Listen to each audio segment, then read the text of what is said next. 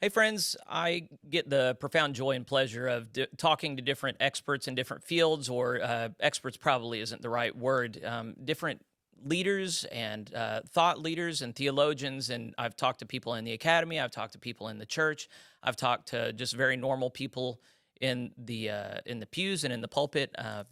Turns out, whenever you have a big platform, a lot of people like talking on it, or at least will receive an invitation to be on it. And today, I'm going to be filling what has been a void up until now, which is the field of Christian apologetics. Of course, with a lot of people that I've talked to and a lot of conversations I've been trying to facilitate, Christian apologetics is implied in all of that. It's kind of impossible to proclaim Christian doctrine without trying to explain it to people who don't already understand it.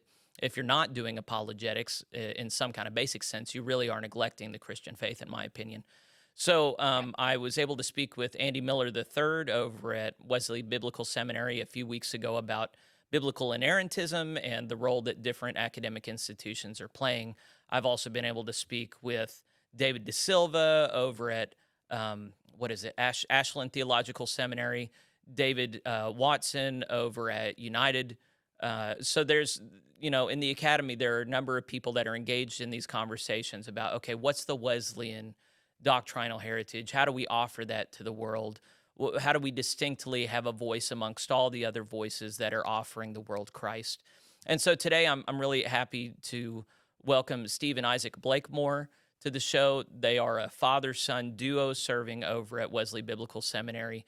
Steve is the father, and he is the professor of Christian thought at Wesley Biblical Seminary.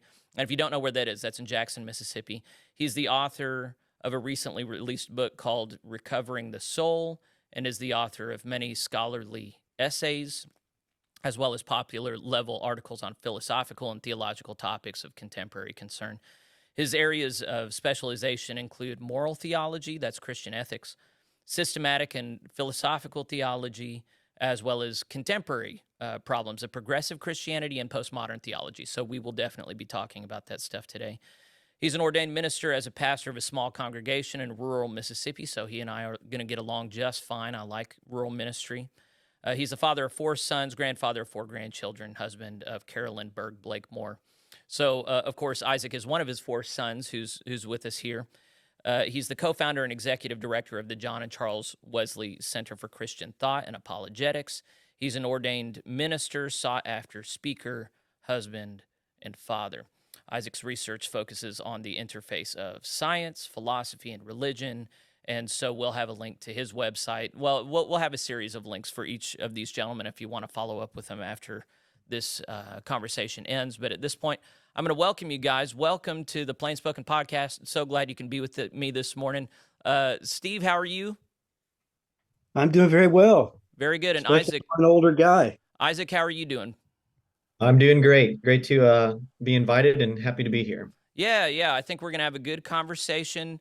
I appreciate you guys letting me know a bit about yourselves before we got started. I just want to, for people who are curious about your backgrounds a little bit more, Steve was a United Methodist elder for a couple decades, but is no longer with the United Methodist Church. Are both of you now with AIM? That's correct. Okay, the Association of Independent Methodists. So I'm a global Methodist elder at this point. You gentlemen surely have seen the interview I did with the Association of Independent Methodist guys, and hopefully you feel like they did a good job. A lot of people responded very well to the AIM video. So anyways, as far as I'm concerned, Wesleyanism, and Andrew and I talked about this, is a lot bigger than any one denomination. It's a heritage, a doctrinal heritage in history. I would also argue it's the heritage is even more important in a practical sense of how it is that we create disciples. We may or may not come back to that, but all 3 of us are very much informed by having read John Wesley and being familiar with the development of early Wesleyanism and the gifts that Methodism has to offer to the church today. So are you both of the mind, let's see, I'll start with Isaac. I'm of the mind that Methodism has a distinctly beneficial thing to offer our contemporary culture, that we can answer questions and offer solutions unlike any other tradition if we refamiliarize ourselves with our background. How do you feel about that statement? Do you think that we are, in that sense, I would even use the word superior to other traditions in what we have to offer? Do you think I'm too full of Methodism, too full of myself, or do you think that we really do have a distinct doctrinal and practical heritage and history to offer the world that is super beneficial? No, yeah, I think Methodism, if you go to John Wesley's original sort of intent for Methodism, that it was going to be a movement that could include any and all Orthodox Christian traditions into it. I mean, Wesley himself stays an Anglican priest. He doesn't become a nonconformist like his mother. He doesn't start Methodism and Wesleyanism. He doesn't go that. He stays an Anglican. And even in What is a True Methodist, that essay he writes, he says basically on certain details that may be not much to argue about, we should put those disagreements aside and we should come together in what we do have as trying to be a united church, trying to be those believers who want to reach the world for Jesus. And so I think in that, Methodism, at least foundationally, has that focus that is different. It's different than maybe the Reformed tradition. It's different than a lot of other Protestant groups, because Methodism saw itself as trying to be a movement that could make disciples. And I think if Methodism today finds and rediscovers that, then it moves beyond just maybe some type of sectarianism where, well, I'm this kind of Methodist or I'm this kind of Methodist, but we see it as, no, we are trying to be the singular body of Christ in the world with all Christians. And in that, Methodism then can say, and we have this way of reaching sort of the world at large, and we can bring Wesleyan theology, Arminian theology into that, which is a great thing. And so, yes, I think it is unique in that sense. And maybe it's unique in that sense just because it doesn't try to pigeonhole everybody into some type of either group of total depravity or predestination, to where we can reach people for Christ because we believe that that's what the Bible calls us to do. And I think Methodism takes that on in a very unique way. So am I right in picking up that you would be one of the many voices that believes that Wesleyanism is synonymous in many senses with Arminianism? I would say so. I mean, I'm sure if you were to try to split hairs, you could look at theological differences between the two men. But I think overall, I would imagine that they are far more similar than dissimilar. And so in that, I think they complement each other in a lot of ways. Well, okay. When you say the two men, you mean Arminius and Wesley.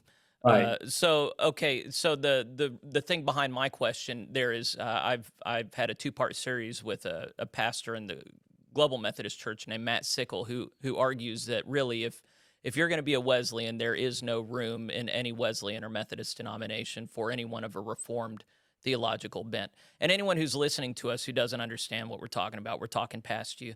It has to do with the continuum of God's sovereignty on one end, how much is he in charge of everything that happens, versus our free will on the other. How much free agency do we have?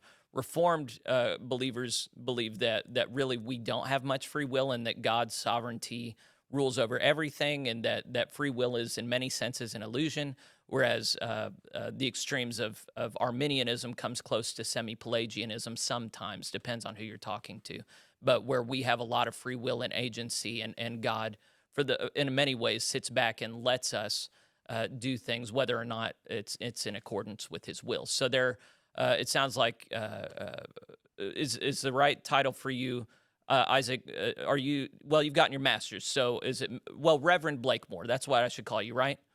It'll be Reverend Blakemore for you, and then Steve, you'll be Dr. Blakemore. How about that, whenever I'm feeling particularly formal? Okay, well, you can just call me Steve. And I can do that too, yeah. Isaac, that's what people call us, So are you of the same mind as your son, that a big part of the task of Wesleyan apologetics needs to be explicating Arminian theology with respect to human free will and our own agency and authority in life? Well, Yes, I agree. And I like what Isaac said. Hmm. He's precisely on target when he talks about, I don't know that this was his term, but you have to parse out Hmm. what we mean by all of these topics like free will Hmm. versus sovereign predestination. There's a sense in which the real distinction goes to not whether or not our wills are unfallen and therefore in some sort of bondage, uh, and therefore God has to predestine who he's going to save, and because free will can't operate. The real issue is the extent of grace. Hmm. And for Wesley, as was true for Arminius, the viewpoint is something much more robust. Grace doesn't begin post fall. Hmm. Grace begins in the act of creation.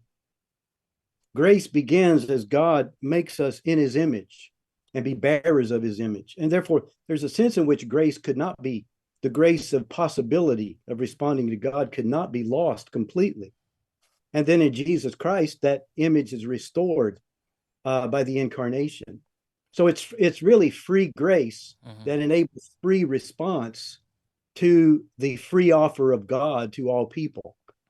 And that's the message that we need to reclaim, because um, and that may sound like I'm trying to skirt the issue, but I'm really not, because ultimately anybody in the Methodist tradition who thinks, oh, look, I chose Jesus, aren't I a good boy or a good girl? Hmm. I responded to the grace that was at work in my life before I ever thought about this. That I was not simply floating along in a sea of neutrality, Hmm. and I made a choice. No, everything God is bringing us to Himself, Hmm. and therefore, um, in that sense, just as Isaac said, the Wesleyan tradition has something significant to offer within the the Protestant tradition, because the Protestant tradition has been largely dominated by the Calvinist, Lutheran, and the Calvinist and Lutheran discussions are quite at odds with each other sometimes. Mm. In the modern context, yes, we need to help explicate why it is that we say um, grace is available to all people. Um, if I could just shift slightly and add and build on what Isaac said, Go ahead. Isaac, I'd like to hear your take on this as well. But one of the things that Methodist people who say we stand in the lineage of John Wesley, Hmm. they don't recognize is that John Wesley did not see himself as an innovator of anything. Mm. John Wesley saw himself as looking past the Reformation. He saw himself as looking into the pre-Nicene and Hmm. the post-Nicene fathers of the church. Yeah, he talked about the And primitive church. yes, and bringing into the contemporary world he was in this engagement with the earliest of Christian theologian and doctrinal formation. Hmm. Um, and that's a significant thing right there. And he reached into the Eastern Orthodox world, Sure. and into the Latin-speaking Christian world. Hmm. Yeah. Think So, I'm right about that, Isaac? Yeah, I think for John Wesley, because he was so well read, mhm. and because of the influences he had both from his mother and the influence she had in his life, and sort of the direction she pushed him, and then from people like Malcolm Brown and others who Wesley learned from and read, and even in his library, which is so um, sort of robust and drawing from traditions from the Desert Fathers, from the Eastern tradition, from the Latin tradition, and then even his own Anglicanism, and then being in 18th century England at the time, and just sort of everything I think that took place in his life for Wesley. And I think this is what we have to remember as Wesleyans or Methodists, is that John Wesley, being 200-ish years after the Reformation, or whatever the exact timeline is there, he is deeply desiring to become more orthodox, and by more orthodox, how do I become more like the ancient church and not move towards more schism or something different? But how do I live the life of the apostles? How do I live the life of the early church? Because I think what Wesley saw was, if we can get back to that, and if we can understand our faith and Christian living in that regard, then we not only become more like Jesus, but we do become more effective at winning people over to Jesus and bringing them into the faith, because it takes the focus, I think, not so much on looking at what are our differences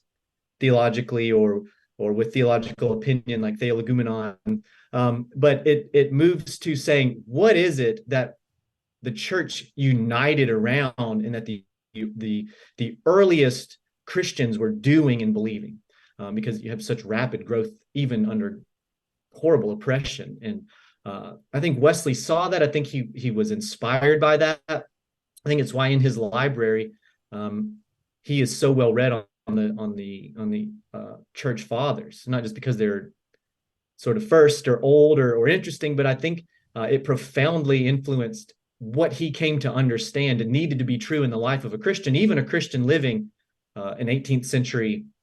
For him, that would have been the modern world, in the 18th century world or in 18th century England. I think for him, that was very important, was how do we become like the ancient church?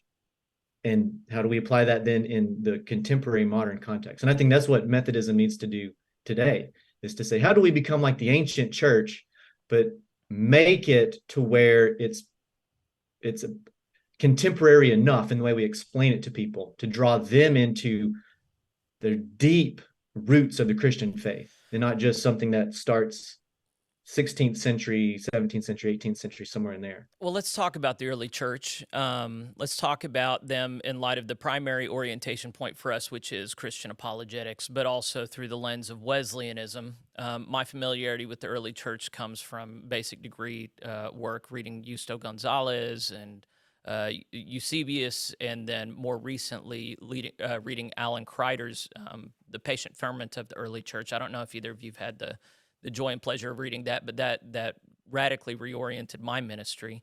The early church was known for being more moral than even the philosophers, very strict in their moral adherence. They were known for being very judgmental in some ways, proclaiming judgment against society publicly, but also publicly loving one another quite dramatically, sharing, not valuing material goods very much, but living semi-communally, depending on where and when you're talking about, and seeing the church as an extended family, interrupting even their own biological family. There are many other markers of early Christianity, but what we see is something radically different from the contemporary American political or church landscape. How much of that should Methodism be reclaiming versus, so there's one thing of just saying, hey, we need to reclaim some doctrine. We need to talk about Christian perfection more, sanctification more. We need to talk about the work of grace more. It's one thing to say that. It's another thing to say, we really need to revitalize our churches, make them much more interpersonal, make them much more invasive in people's lives, to the point where church really becomes something very different from what it has been.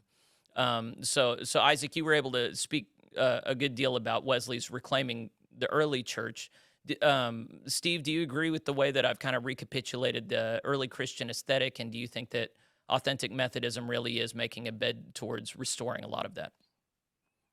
Well, first of all, let me say this, that in terms of reclaiming the sort of the way of life that is manifest in the second century, the 100s, the 200s, the 300s, the 400s, in Christian faith, we need to remember that there was a theological doctrinal ferment that was going on, that caused collisions and crises. And so clarification about doctrinal beliefs was incredibly important for the leaders, the bishops, the theologians of the early church. And so the way of life that the early Christians began to manifest was the result of real clarity about their doctrinal beliefs. Let me say back to you what I think I just heard you say, which was that their way of life flowed out of doctrinal clarity. Yes. So it's of your mind that the early church was marked far and wide by doctrinal clarity? What I'm saying is it's not an either or. The early church's struggle was to achieve doctrinal clarity for the Catholic, Sure. small c Catholic faith. Sure. Because how you understand who Christ is in the incarnation. Mm-hmm. If Christ is not fully God, and if Christ is also not fully human, mm-hmm.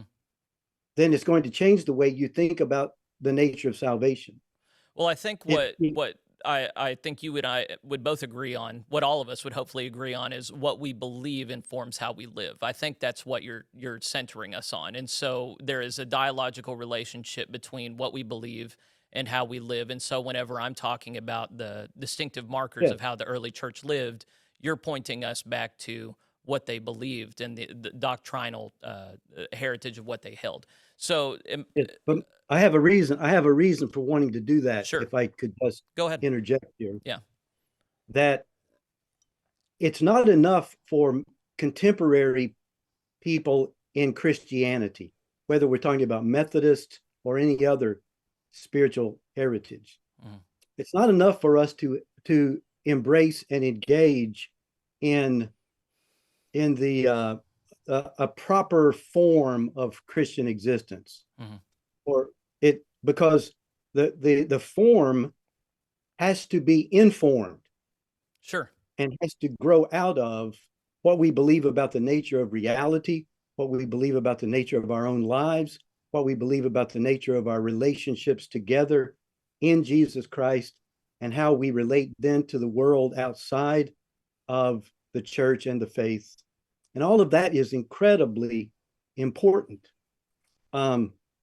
And so in large measure, what has to happen, in my view, and I've been at this game for a while now, is that Methodist people need to take seriously Christian doctrine, very seriously Christian doctrine. Because when you basically come out of a pietistic movement, warm-heartedness, good feeling, loving embrace of this, that, or the other is wonderful, and yet it can get off the track pretty quickly if you don't have some sort of guardrails, doctrinally speaking, that are helping us know why we live this way, why we should feel this way, why we should choose this way. So reclaiming real theological understanding is incredibly important, for a new way of life to be manifest, healthy, yes, in a healthy way in the church. So there are people that we're all aware of who don't have any energy for doctrine whatsoever. They'll just say, "Hey, just give me Jesus. I don't need all this doctrine." And what I think all three of us would say pretty firmly is, you don't get Jesus without doctrine. Doctrine is the lens through which you see Jesus rightly. And even if you don't think you have doctrine, you do. There is no way to have a relationship with Christ outside of some kind of doctrine. And so we are all morally obligated to make sure that our relationship with Christ is in some sense informed by or mediated by true doctrine. So that really does set a good foundation for me asking the question again: how much of Methodism do you guys think depends on? So John Wesley talked about a dead orthodoxy versus something that is matched in the way that we live. So it is possible to believe the right things without having those things translate into a transformed life. How much of reclaiming Wesleyanism is only doctrinal versus reclaiming a distinct way of life marked by holiness and several fruits that people on the outside can see? How much do you think that the global Methodist Church, say, should hang its hat on holiness of heart and life? And then how much do you think we would be wise just to focus on reclaiming the doctrines of the scripture way of salvation and preventing grace and sanctification? Isaac, what do you think about all that? I think the hard part is, how do you make holiness either palatable for people in the 21st century to understand it as something not just really archaic? Okay. How do you actually make it to where they say, wait a minute, it seems like you've now made Christianity tougher. Like I can't just come to Jesus and be forgiven and that be okay. And I have this feeling about my life, but now you're saying, like, I have to be holy. Something more challenging. It has to be harder. Yeah. So that's the number one problem. Like in Methodism, this has been the problem, is that there's been so much where if you go to like a revival or a camp meeting and they talk about holiness, it seems like it is something that only the old blue hairs are talking about. Like only old people want to do this. And so then anybody under the age of 50 just sort of dismisses it as this old term that comes out of the holiness movement, or that only old people are interested in, but it has nothing to do with modern life, because we've been fed this idea that there's this sort of very emotional come to Jesus experience, and that's all you really need. Is you need to feel really bad and guilty about the stuff you do, have sort of a conversion experience, and then as long as you continue to love the Lord, and maybe ask for forgiveness every now and then, like that's sort of the bar you have to achieve to be a good Christian. And that is, I think, why when you look statistically at everything that's come out either in sociological studies or particularly sociological studies over the past 20-something years, right? You look at the work of Christian Smith when he looked at the religious sort of worldview of young people who grew up in the 90s and early 2000s, and they're basically what he called moralistic therapeutic deists. Like they just believe that they don't need a redeemer. Sin is not their problem. Jesus loves everybody. Everybody's inherently good and goes to heaven, and it's all nice, because if you just love Jesus and have good feelings towards other people, then that seems to be the message that they were taught throughout the 90s and the 2000s. And now those people are 40 years old, 30 something, 40 years old. And then even the rise of the nuns, right? The non-religious affiliates in the United States over the past, say, 10 years has skyrocketed.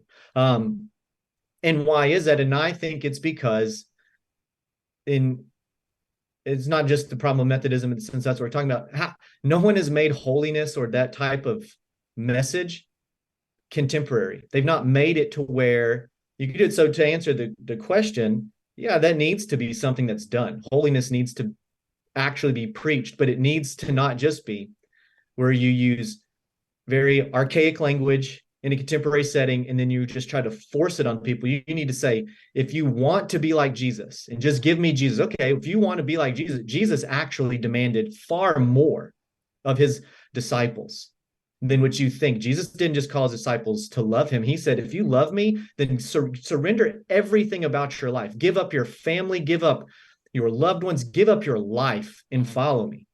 When Jesus does the sword verse, I've come to separate mother and father, he actually sends the apostles out to tell that message to not to Gentiles, but that comes right on the heels of going out to Jewish people. And that was to say, if you really want the Messiah, then all of these cultural things you've held, like your cultural, your relationship to your parents, all of these relationships that you have been told make you a good Jew, you have to throw it away. I am here, I have come, and if you want to love and follow me, then everything about your life has to come and be given to me. And we throw that out and we say, well, Jesus has this toned down message of love. And I think that's where Methodist churches and the Global Methodist or whoever, they need to say, okay, how do I make holiness a real front and center issue, but teach it in a contemporary way? And how do I tie it then to a theology of love for people and for God? And so you are coming to the scripture way of salvation, or the works of mercy, the works of grace, and to say you cannot separate these things. This is a total package. You have to have holiness, you have to have works of piety, works of mercy. These are the works of grace. This is what a transformed life that has come to love Jesus looks like. It looks like all of these things. And if it's lacking any of these things, then it's really lacking being transformed to look like the life of a Christian, a real Christian whose life has been changed by encountering Jesus. So I think the orientation point that is actually undergirding all three of us while we're talking, Steve, having corresponded with you before we turn on the cameras today, if Wesleyanism, well, forget about Wesleyanism. If young people today are going to be disciples, then it is incumbent upon the church to articulate the faith in a new way for a new generation. The church is always one generation away from extermination. And so that means that we have to do a good job of indoctrinating people. So that's why you guys care about doctrine, because doctrine is what informs the spiritual DNA of authentic believers. And what is clear for all to see is that the youngest generation in the West broadly, and in America even, is not being drawn to Christ. And so there are different ways of explaining that. And one particular explanation is we have not done a good job of talking about our doctrine, which is also obviously true. Starting in the early 20th century, you see a marked decline in the doctrinal quality of what many denominations, especially Methodism, offered its people in the Sunday school movement. They just dumbed it down, not just gradually, but extremely over just a couple decades. So some of that is obviously true. But what I admire about the Reformed tradition that Wesleyanism does not have, again, Reformed is coming out of John Calvin and very much believing in God's sovereignty, and that he, for reasons we don't understand, has foreordained several things to take place. And that one of these things that God has ordained is that there will be generations that are relatively faithless. And so as the church continues to proclaim the eternal gospel, you're going to find entire towns or entire eras that are not drawn to Christ. And so what I've seen growing up is a Methodist tradition that is desperate to do whatever it takes to get young people in the doors. I would say they fetishize young people. And that has not at all resulted in young people coming close. So in my head, what I've been inclined to say is, look, I'm going to talk about holiness the same way I talk about everything in the Bible. I'm going to use biblical language. I'm going to try and apply it to modern day living. And if people are not drawn to that, it's not because I'm doing a bad job necessarily. It's because they're not drawn to that. They don't desire holiness. So the moment I start talking about holiness, if people's eyes glaze over and they're like, I don't want it. Well, in my head, I'm just going, well, you're reprobate then. You're a child of the evil one, and Christ is not calling you. That really doesn't fit well with Wesleyan theology, which says Jesus calls everybody. Everybody can come. We just need to learn to market the message and tailor it the right way to everybody, and then they will come. And I'm just not sure that that's borne out by historical reality. So that's not to say that I think people who say the opposite are stupid, but that is to say, I get the sense that both of you kind of are in a different place with this than me, that it really is that we're not doing a good job of talking about our doctrine, and that if we did, more people would come. So Isaac started the ball rolling in this direction. I kind of gave a little bit of pushback. So Steve, what's there to be said that kind of leads us in the direction away from Reformed theology that's kind of indifferent to whether or not people come on board, back to a Wesleyan theology that says, no, we have some responsibility here, and here's what we can and should do that would make the case for Christ better? Well, a couple of things here. Let me just put it this way. When we talk about recovering Christian doctrine for the church, recovering it within the church first, because that's where all recovery has to begin. People can think of Christian doctrine as primarily a list of beliefs that you can put on a board and you check them off. However, Christian doctrine is far more in keeping with what traditionally in theology we have called dogma. Okay. Now, dogma is a bad word for people because it sounds like you're just intransigent, immovable. But dogma essentially means what is the bedrock upon which all of life is built. Another way of saying it is what is the view of reality? How does reality work? What does reality encompass? All of reality. And therefore, Christian dogma is a totalizing view of reality, right? And so Christian doctrine, Christian dogma, and Christian theology is the endeavor to proclaim this totalizing view of reality that lays claim on all of our lives. So when we begin to talk about holiness, for instance, and people's eyes glaze over, they may glaze over for any number of reasons, but I suspect that one of the reasons their eyes glaze over is because they have no reason to believe that being holy is really a possibility for their lives. And so when we're going to talk to people about being holy, we have to say, well, how is being holy really simply a matter of being fully and completely human, as God created us to be? Steve, now, let me come in just real quick. And dogmatic issue. So what I want to, we live in an era where there are young people who are drawn to being dogs. You know, there's a furry culture where people wear dog gear and they believe that they're tapping into some kind of dog essence. We live in an era where people think that they can switch from one sex to the other, even though biologically that's ridiculous. I don't think we have a younger generation that is so moored to reality that they cannot imagine holiness. When they can imagine becoming dogs, when they can imagine changing sexes, then to tell me that they can't imagine being holy strikes me as strange. But it really does seem to me that they do not at all desire holiness. They are not at all interested in it. And to me, the interest in and desire for holiness comes from a hatred of self and a hatred of sin, which is married to the self. And so I believe that what John Wesley preached and the early Methodists preached was rooted in a hatred of sin that comes from an acknowledgement of one's own sinfulness and in slavery to it. And then out of the bad news, offering that good news of you can be free from it. And so tapping into that nasty rejection of the awful and then offering a solution, that's something that I don't hear hardly anyone making the case other than these Puritan-sounding Reformed people.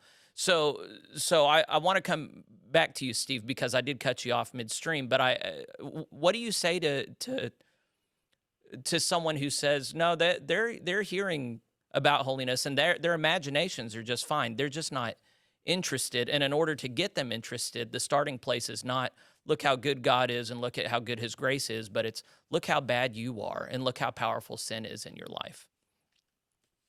Well, once again, now, what you've described is a dogmatic vision of the nature of reality. Yes. And the nature of human existence.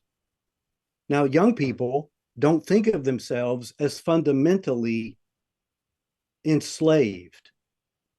Our culture has taught them that essentially you aren't enslaved to anything, right? You're not enslaved to sin. You're an absolutely free creature to redefine yourself however you want to be. So whatever your perceptions are, that's who you are. So pursue your authentic self. But when we begin to talk about sin, we've already established a worldview. And so in order to understand what sin is, we have to make sure people, this is within the church, starting within the church, sin is not something that is sort of the all-inclusive term that incorporates all of the bad things we've ever done. Sin is not sins, right? Sin is somehow this enslavement that we have. And therefore, people don't realize that they're enslaved. So how do we begin to approach them in such a way that we articulate to them a vision of what it really means to be a human being in light of the Christian faith, in light of the Christian doctrine, in light of Christian worldview, so to speak? So it's your conviction that young people, I think I just heard you say outright, they don't know that they are enslaved to sin. No, they don't. So there's hardly anybody who's been in a United Methodist Church. I'll just use the United Methodist Church in the last 50 years who believed that they were really slaves to sin that Christ had to set free. Most people have, Will Willimon at Duke Divinity School was correct. The main Methodist doctrine of the last 50 years was God is nice and we should be nice too.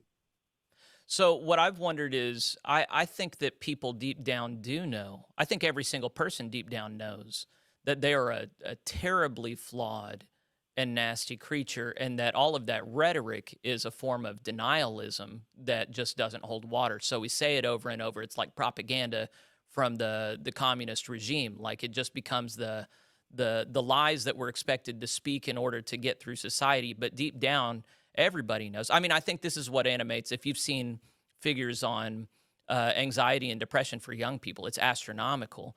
And I think that only comes from a realization on a mass level that individuals cannot invent themselves, that they are not free, that they're enslaved to many things on a daily basis that enslave them, that cause this misery and this disjunctive mode of being. So in my head, the role of the church is not giving them a new construct that is completely foreign to them.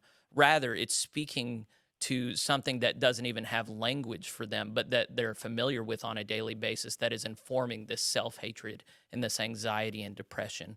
And I say that not to be argumentative, but if we misdiagnose the problem, then the solution we offer is not going to be sufficient for the task at hand. And it has to do with what I think both of you speak to is the right mode of apologetics. Is it winsome, invitational, in some sense, warm-hearted, or is it properly done, especially in this age, in a confrontational and aggressive manner that makes it so that people can no longer avoid or deny anymore? I think that's what that latter method is what we are seeing. You know, street corner preaching, very confrontational. We associate that with Reformed theology in particular.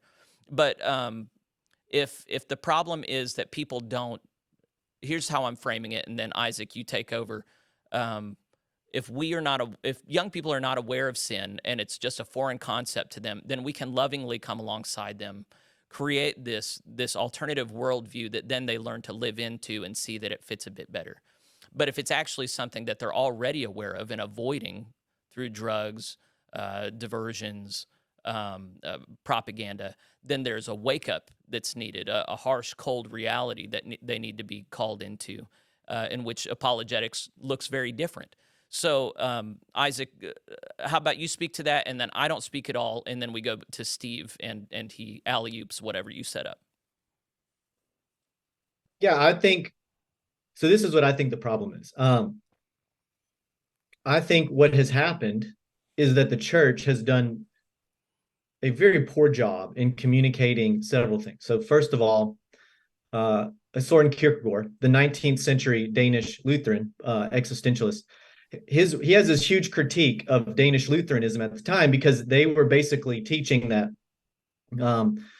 to be a Christian just meant that you lived sort of in Denmark, and you were just either your parents or you got taken to the church.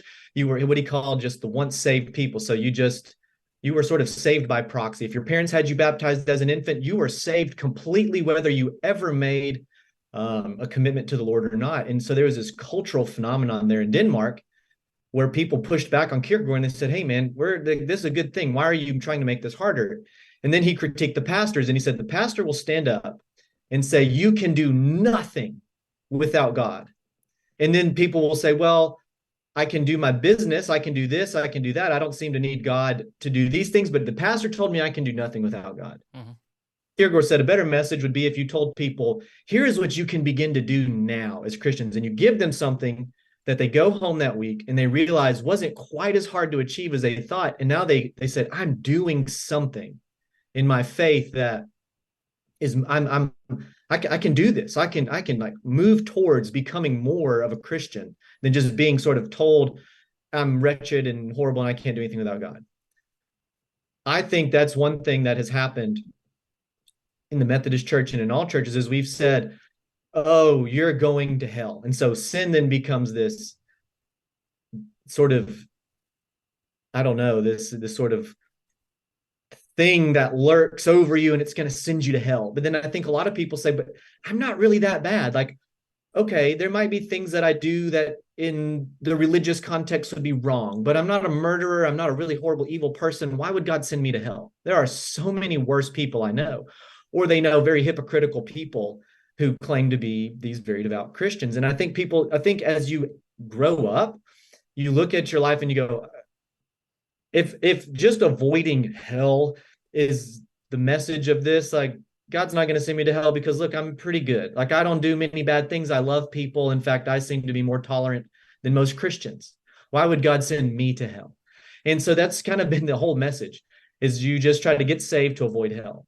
And that's not the message that the early church had. The early church, the message was become transformed now so that you can live now as a transformed new person in the kingdom that Jesus seems to commence and bring to earth in his resurrection. And that, so it's this now and not yet kingdom, and that we come to play a role in the kingdom now. N.T. Wright talks about this, and the Apostle Paul is the first one to talk about this. Wright just reads and interprets Paul as saying this is the fundamental Christian message, that you need to be saved and transformed so that now your life matters in who you become, and you become this person, because the kingdom is something we're living into now, not waiting to go to heaven far, far away. See, that gets lost, because at the Reformation, so much of what happened was all of the churches that pulled away, they begin to say, well, let's throw out as much anything that's Catholic as we can. And so you throw out all of this theology that has developed over 1,500 years. You just throw out all as anything that could be even labeled Catholic at all. They wanted to move away from it. And so you have that. You don't have a very strong sacramental theology that young people are being taught, that the sacraments, this is something mysterious that you are being a part of. Like, your life is being changed and confronted with God. And when you come to church, this is a sacred experience. Instead, we build very cool looking churches with stages. Nothing seems holy. Nothing seems like it's different. And so it just does not resonate, I think, with people's experience that, oh, sin is my problem. Maybe I'm not that bad. Maybe life is hard and I'm trying to figure it out and understand who I am. And then everything else competes for our attention, and it gives instant gratification. Whereas the transformed life of a Christian, that requires delayed gratification. Everything on social media is made to give you a dopamine hit. So you're seeking dopamine constantly from something that's going to instantly gratify you. And if you're told that hell and heaven once you're dead is it, I mean, that's at the end of your life. That's like the most delayed gratification ever. You got to either find out that you're delayed punished or delayed gratified, rather than saying, there are things about my life that I might wish to be different. And maybe what I need is to be changed and transformed, because I can become something now where I'm not depressed, I'm not anxious. I can come into this world, this life that's wanting me to do something every day and every week and to be different. So that's what I think. And I would just finish with this. Who's mirrored a holy life for most young people? Not their parents, maybe their grandparents, but probably not. So you can't just look to young people and say, oh, they have all these problems. Yeah, they have problems because the past 2 generations have done nothing to really encourage them to do that. It's either been this extremely fundamentalist theology, where then younger people encounter any type of pushback from the secular world, philosophically, scientifically, and then they're just told, oh, well, don't worry about that. The Bible has to be absolutely literal in every single way, this way, but we're going to give you no answers to think about it more broadly. And then they go, well, that doesn't seem to make sense. That does not sort of mesh up with my experience of the world. Or they've just been told, just here, do this, or we go to church, and if it takes 1 hour and 5 minutes, it's too long. Church should be 1 hour. The preaching should be 20 minutes. We should have some announcements, some fun things, get in, get out, and we'll see you next week. And we might do communion once a month if we're a very holy Methodist church. Nothing is sacred. And I think when you lose that, sin is not that people don't see that about themselves. It's that life is far more complicated, and to convince somebody, hey, you're right, you're decently, like, you're not going to probably be a horrible, evil person in the way that we define it. But I guarantee you're not as satisfied with who you are deep down as you wish you could be. I bet there are things you do that you sometimes regret. But what if even that could be changed about you? What if you could become somebody that right now, today, you could begin living into becoming and fulfilling who God has called you to be? And it doesn't just begin and end at a prayer at an altar, but it begins now and it ends never, because you live into the kingdom now and you live into the fulfillment of the kingdom that is to come. I mean, maybe that's the message that needs to be out there, because if you just try to tell people they're sinful and it's this horrible thing and it's going to send them to hell, most people are just going to, I think young people will say, yeah, maybe, but I'm a pretty good person. And so why should I go to hell and not you? Or why would your God who loves people send me to hell over being a pretty decent person? When you say you're a Christian, but you're a pretty nasty person. So I would just throw that out there. Okay, Steve, I said I wouldn't, I'm not going to directly, but I have a quote from Stephen Lawson that I think is in conversation with what Isaac just offered. The quote is, "Salvation is not making a good person better, nor making a sick person well. It is making a dead person alive in Christ." So what do you think about? I mean, that would be a very harsh, very stark, confrontational approach to evangelism and Christian apologetics. What I just heard Isaac say is that approach talks past people. It's tone deaf. Really, we need to come alongside people where they are, not directly confront their assumptions about goodness and badness and who's worthy of the kingdom, but offer something much more invitational, something much more amenable that then can take them where they need to go. That's that. Isaac, do you think I heard you right? Yeah, I think so, Okay. because Okay. I think driving it at them that way, it's like anytime you immediately confront somebody about Yeah. whatever is true in their life or a belief they have, Yeah. all it does is it sends people to sort of rally around their base even more, rather than saying, oh, you're so right. My whole life is a lie. I need to now concede to every point you've made. All right, Steve, pick up from there. Go what direction you want. Uh-oh, I think you're muted. Still muted.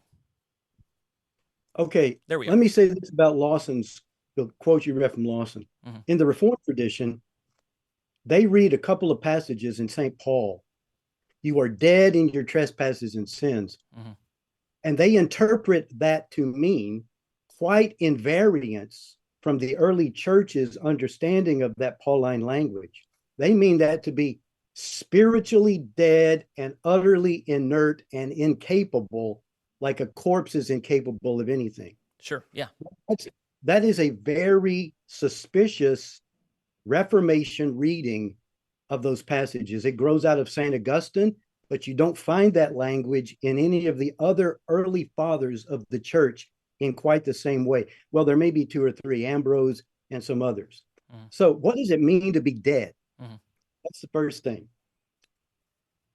In the Wesleyan tradition, Wesley didn't think that any human being had the capacity simply on his or her own to respond to God. Right. But he believed that the grace of God is at work in every human being to bring them alive enough to God, to sense their need, to hear the gospel, to begin to desire something more. That's what prevenient grace was all about in Wesley. So then, that's the first thing. Mm-hmm. So in a sense, he has a sermon in which he ends about original sin. He says, know your sickness and know your cure. Therefore, there's a sense in which original sin is not deadness. It is truly an alienation from our real humanity, an inability to access on our own what we really are, made in the image of God, made for God.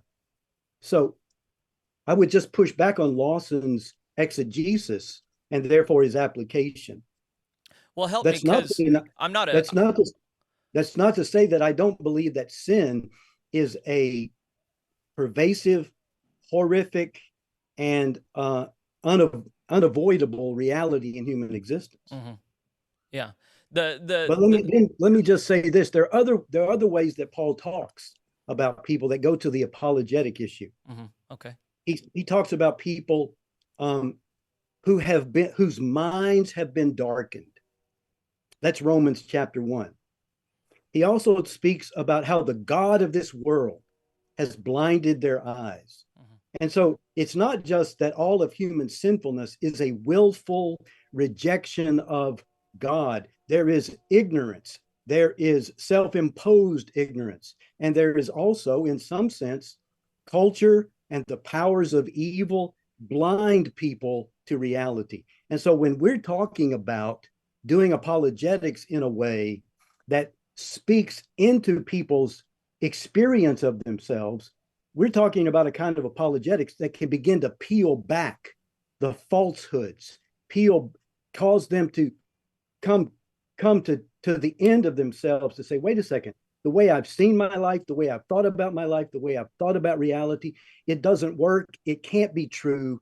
We're not talking about a seeker-sensitive apologetics that tries to make the gospel nice and sweet and pretty and all of that is attractive. We're talking about an apologetics in terms of evangelism that confronts people with the limitations of the way that they understand themselves, they understand their world, they understand God, et cetera, et cetera. And in that sense, we are talking about offering them the very same kind of message that you might get from a Reformed apologist.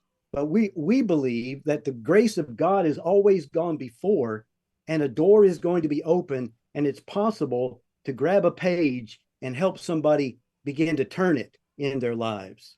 The other thing I would say is this: a part of what we're talking about in terms of apologetics and clarity on Christian dogma is Isaac alluded to this, and you have alluded to it as well. But the church is not simply meant to be a basket where all of the apples that fall off of God's kingdom tree get collected. The church is meant to be the tree that produces the life of the kingdom. But if the church doesn't think rightly about the gospel, the church doesn't understand deeply the dogma of Christian faith, the view of reality, then the church cannot really be this life-giving tree that is producing Christians, that's producing life, that produces fruit that people who are outside of the church's life might find tasty or appealing, or might find nourishing. And so a part of what we want to do as well is not just do apologetics that speaks to non-believers, but we want to do apologetics in such a way that Christians begin to say, oh my gosh, I never understood that there was something that could form my mind, not just a faith that could fill my heart, make me feel good about God. So all of this is what we're talking about. And in essence, it's according to how you see humanity. There are people resistant to the gospel out of sheer willfulness, and therefore reprobation. Yeah. Self-reprobation. I don't think you would believe that God has eternally reprobated them, or self-reprobation. Or is there some sense in which human beings, in the complexity of the fallen world, are shaped by powers and principalities, and our minds are darkened, and we're also enslaved by falsehoods? So 1 John says to the church, in 1 John, John says to the church, do not believe every spirit, but test the spirits. But if you look at the context of 1 John, what is he talking about? He's not talking about just some spiritual demonic personality. He's talking about ideas regarding the nature of Christ, ideas regarding the nature of salvation. Test these things to see whether or not they are of God. And the church doesn't know how to test doctrinal claims, because the church, especially in the Methodist world, we opted for warm-hearted faith versus hard-headed thinking. as my friend, my friend, and who is now with the Lord, Billy Abraham, used to say, we need hard-headed Christians and warm-hearted Christians if we're going to be real Methodists. So I don't know if that really speaks to the issue that you were wanting me to address, but Well, I just want to explain what we mean by apologetics that's winsome and enables people to read the book of their lives more adequately. Well, in order to have a conversation that's under 4 hours, we have to paint broadly and use generalizations. But it's worth also acknowledging that the primary winsome apologist of our age was Tim Keller, who was reformed in theology. So to equate winsomeness with Wesleyanism might be a bit wrongheaded. But also, I mean, I definitely see, and I hear you saying, we're not doing seeker-sensitive theology here. There is much more to it than just tailoring things to people's felt needs, for sure. But like many things, there's a continuum where this is a hard truth, and you need to deal with it and submit to it. Otherwise, you're not a Christian. Versus on the other end, this seeker-sensitive, you're basically a good person. We're not going to argue with you about this. Life can just be a little bit better. You know, that I think both of you are wanting to make the case that we can be somewhere in the middle where we don't need to be hellfire and brimstone, but we also don't need to be this enabling care bear type thing. So there does need to be, I think, some clarity about how Wesleyans do it. Having read John Wesley's sermons, it does seem to me that he was much more hellfire and brimstone than anything you're going to find on most Methodist pulpits today. And that does seem to have been the primary mode of American evangelism, in particular in the American pioneer West. So what is there to say to someone like me? You know, I feel like I've listened to you guys, but I'm still of the mind that whether or not that they have been foreordained for all of eternity to be reprobate, I don't understand. I mean, that's God, you know, whether or not he does it. But what I can say is a lot of people sure don't seem drawn. And so in my head, I can either say, well, we need to change the game. Once upon a time, hellfire and brimstone worked, but we don't see as many people coming in now, so we need to just change the game. Or say, hey, this era is just really lost, you know. So, but we can't change the message. We can't change the form of the message. We just need to keep preaching it. And if nobody finds that compelling, then that just means that God has forsaken this time and this place for one reason or another. America is just not a place. The West is not a place that he is pleased to work anymore. He's pleased to work in Asia. He's pleased to work in Africa. He's pleased to work in the Middle East. We have effectively rebuffed God from this continent, and this is what that looks like. You know, to me, that seems like a very sober realization. And then there's a liberty that comes with saying, we're not going to be a majority movement anymore. For a time we were here. We biffed it. Now we're going to be a minority. You know, as John MacArthur says, on this side of heaven, we lose right now. And I think there's a freedom that comes with, okay, we don't have to win everybody. And actually, the church, we don't have to make disciples. It's the Holy Spirit that makes disciples, and we get to be a crucible of the Holy Spirit's work. But whether or not the Holy Spirit grabs a lot or just a few, that's up to him, not to us. As the Global Methodists are trying to figure out their evangelistic approach, as the Association of Independent Methodists is trying to figure out how you're going to reach people that don't find the Reformed vision compelling or perhaps aren't even looking at another thing. What is it that you think your approach to doctrine, apologetics, evangelism? I think both of you saying it really doesn't have to be hellfire and brimstone. And in fact, that's going to speak past people. And if we have the job right now of reaching the people that we've got, we need to do it in the right way. So paint a portrait, and I want to end our conversation today on this. I want each of you to paint a portrait of the winsome, compelling, faithful, apologetics, evangelistic portrayal of the faith that you think that Wesleyanism has to offer, that at the end of this conversation, people are going, man, I want to hear more about that, and I want my church to be thinking seriously about offering this in clarity to our context. So let's defer to. Let me start, and I want Isaac to close this out, if that's Great. okay. Sure. First and foremost, it seems almost Jeffrey, to be honest, like we've been talking past each other a little bit, in my view. You've been talking primarily about how do we preach how do we present an evangelistic presentation to a lost world or to a reprobate world. Whereas our focus primarily has been how do we help the church understand the totalizing worldview that is the gospel? Because right now, Methodist people or Christians in evangelicalism in general have kind of picked and choose between certain Christian doctrines that they want to emphasize, the love of God. But if you take it out of the totalizing view of the gospel, the love of God becomes a squishy feeling kind of thing. Whereas in the totalizing view of the gospel, the love of God also has room for hell, right? The love of God is hell is not in somehow opposition to the love that God is. Somehow in the mystery of God, hell is still a part of the love of God.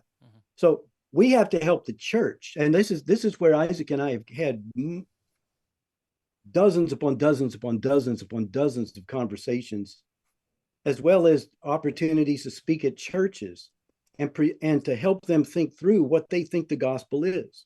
So that's the first thing that we're interested in, is presenting to the church the depth of Christian theological conviction and dogma that traces itself not just back to John Wesley, but through Wesley as a prism to look into what he called primitive Christianity or the life of the early church.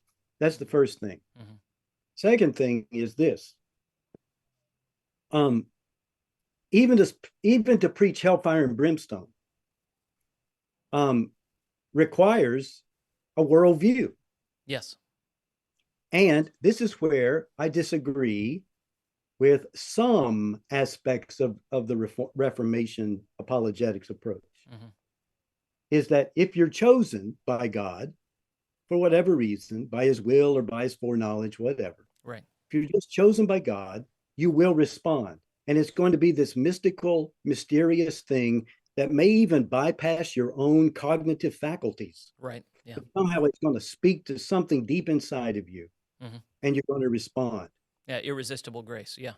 Yeah. So I think that God created us in such a way that we ought to take I think that the Roman Catholic apologists of the Middle Ages, Aquinas, Scotus, and others, Saint Bonaventure, all of those people are much better clues for us about how do we take the gospel and present it in a culture that speaks to other people's lives in their other worldview. And therefore, we may have to change, quote, the form and how we get people into the conversation, whether it's in the church or outside of the church, but we never change the content.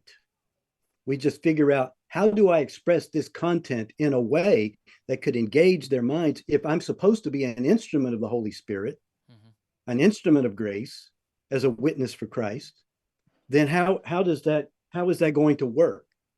So I think the winsomeness comes from, first of all, loving people, acknowledging that their life matters, acknowledging that their experiences matter, and at the same time, loving them enough to begin, if they're not within the church, but loving them enough to begin to say to them, maybe the way that you understand your life is just absolutely false.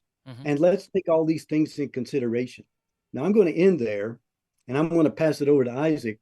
But Isaac, I'd like for you to talk about the winsomeness and the cultural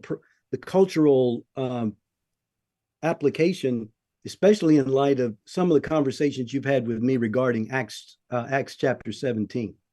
But talk about Paul as an example of culturally appropriate apologetics, and then speak into how, as a young man, you see this working, especially among folks in your generation. Isaac, I'm sorry. Just, you can do that, but my main thing was I wanted you to paint a portrait that was invitational to my audience. So if you wouldn't mind putting a priority on that and then fit in those other things as you see fit. Go ahead, buddy. Right. So what I think has to happen is this. I think for the vast majority of just people in general, I mean, I don't know where you would draw like the age line that this would maybe become less applicable, but I would think that the majority of people living in the Western world, especially, this is the message that has to be true to them, because everything for us, I mean, if you just like think a thought and then you get on the internet, the ads mysteriously pop up, right? I mean, it's like everything is reading your mind and competing for your attention.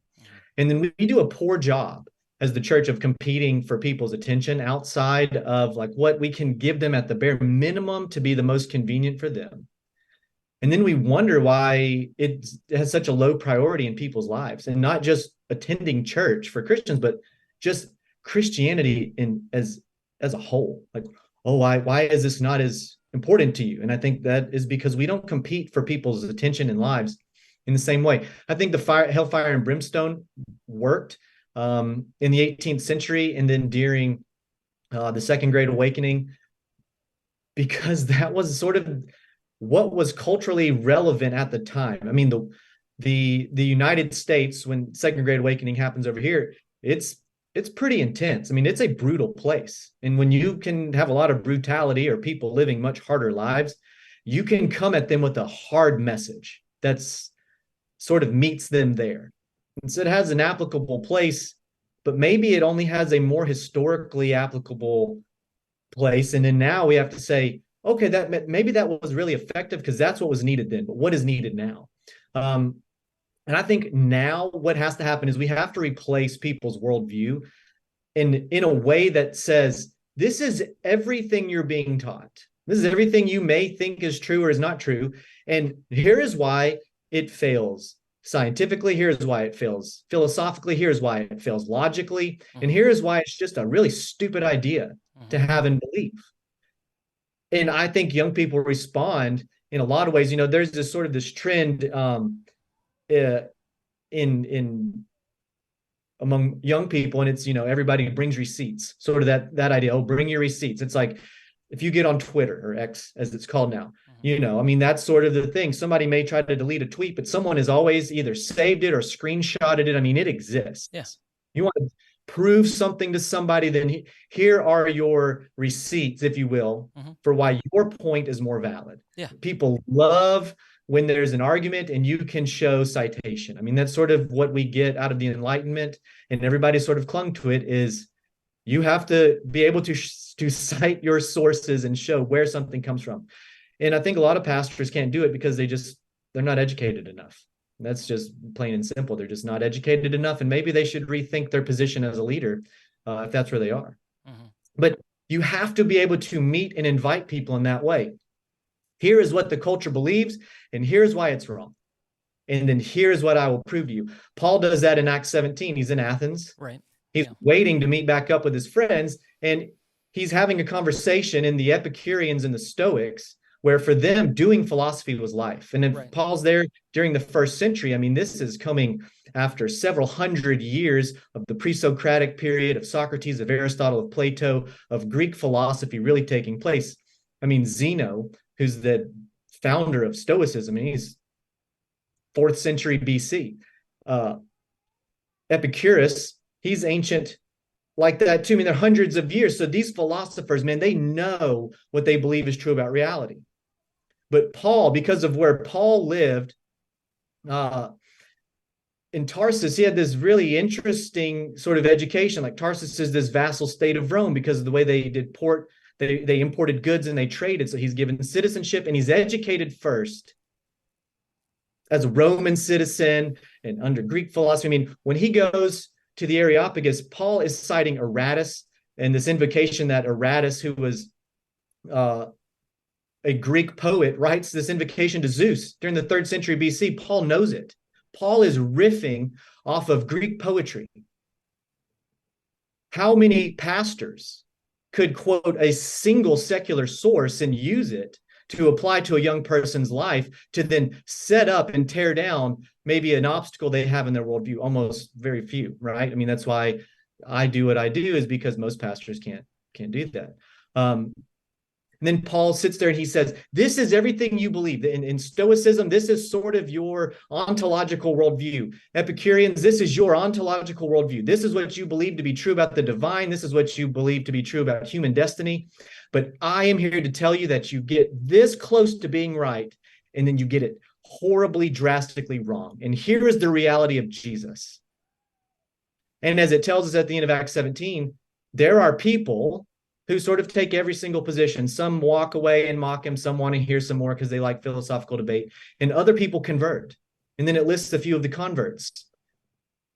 Dionysius the Areopagite and somebody, what happens there is Paul doesn't go in and say, all of you are going to hell. Paul goes in and he says, this is pretty interesting. Like you're very interested in reality and you really want to know what is truth and what is real and how should you think about your own existence. And I'm here to tell you that this is how you should think of your existence in light of Jesus. Mm-hmm. Because what they bring him to the Areopagus for is they think he's preaching about a God named Jesus and in a God named resurrection. So two gods. And Paul corrects them and is like, no, this is one God resurrected completely from the dead. And that blows their minds. And that is, I think, what Winsome apologetics looks like today. You go in and you say, okay, what is the worldview that is sort of sitting front and center in people's lives? So do I need to talk about human sexuality? Maybe so. Maybe you just really need to reorient people in basic biology. Maybe you need to reorient people on what are the dangers of socialism or communism. Like, why are these worldviews, these philosophical views? They're not just economic views. What do these entail for your entire life? And is this what you really want to be true about sort of the meaning and purpose of your life? Because if it's not, then maybe for young people, they shouldn't embrace these more liberal ideals like socialism. Maybe Christianity offers far more to people than just, okay, so there's salvation or there's damnation. But maybe Christianity comes in and it says, your life has meaning and purpose, and this is why. Your present life has extreme meaning and purpose, and this is why. In your future has infinite meaning and purpose, because this is why. And you bring them into that, and you can undergird sort of a worldview for them, and you can also bring in the gospel. So now you're giving people where they go, I like this. Christianity is so much more than I thought it was. Mm-hmm. It's more than just trying to remember a few Bible verses and maybe some stories that I'm supposed to take literal or not. Or maybe it's more than just Jesus loves you and we show up to church on a couple of Sundays. And maybe what is needed, and I think this is what is needed, is you have to bring it in to the broader conversation of people's lives. And when you do that, that's how I think apologetics begins to win the day. Because that's the great thing about apologetics. It reaches into sort of every discipline to bring Christianity as a very viable option and a very logically and coherent option. It has to reach into other religious worldviews. It has to talk on philosophy. It has to understand science. It has to understand just cultural ideas and to say, okay, so let's talk about Christianity and then X, Y, or Z, whatever it is. And sure, maybe it doesn't convert people over, but I think what it can do is it can build a much stronger, it can paint a much better picture of the Christian worldview, of a Christian belief, and what a life that comes to know and be changed by Jesus actually looks like, rather than one that just tries to cherry pick from maybe something that worked in the 18th century, or cherry picks something that seems to be maybe personally edifying for one pastor who might be in his 60s and he's trying to reach a group of people who are 20s and 30s, right? We need to say, who am I trying to reach and how do I get my message to them? Because this will be how I finish this. If we were all working in the corporate world, trying to do some type of marketing for Christianity, right? We would all probably be fired because we do such a poor job of trying to win people's attention and market and make it desirable and palatable. I think what we do is we say, oh, if we water it down, it'll be desirable. But why can't Christianity as it really is, ancient and historically, not desirable? I think it is. But I think it's poorly communicated as such. And I think it's poorly communicated because most pastors either don't want to do it or they don't know how to do it because they're just not educated enough to do it. But there is always the opportunity to become more educated. And there should be the desire to say, if this is what I have to do to communicate the gospel more clearly to people, then I will do that.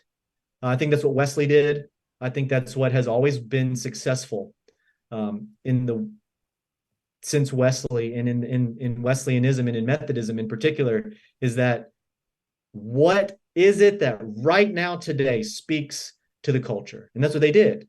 And we look back and we go, well, maybe God's left the West. Well, maybe so.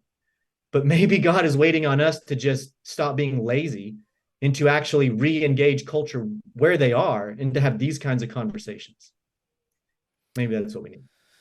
All right. Well, I appreciate you guys painting tag team and painting a portrait for everybody and offering a way to present a biblical worldview. I'm going to end with the hardest question of all, and you have 30 seconds to answer it, each of you. What is the number one best resource that you would encourage people to consult for knowing and claiming good Christian doctrine?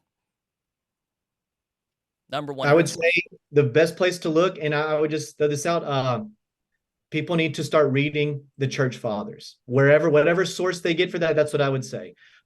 Go and find the writings of the church fathers and say, if what I believe does not align with what they taught and were believing, then maybe I need to rethink Christianity. Maybe I need to rethink what my view of Christianity is in light of what the ancient church came to form and believe about the resurrected Christ. All right, I'll try and follow up with Isaac and get one recommended resource that's a compendium of the church fathers for people who don't know where to start with that.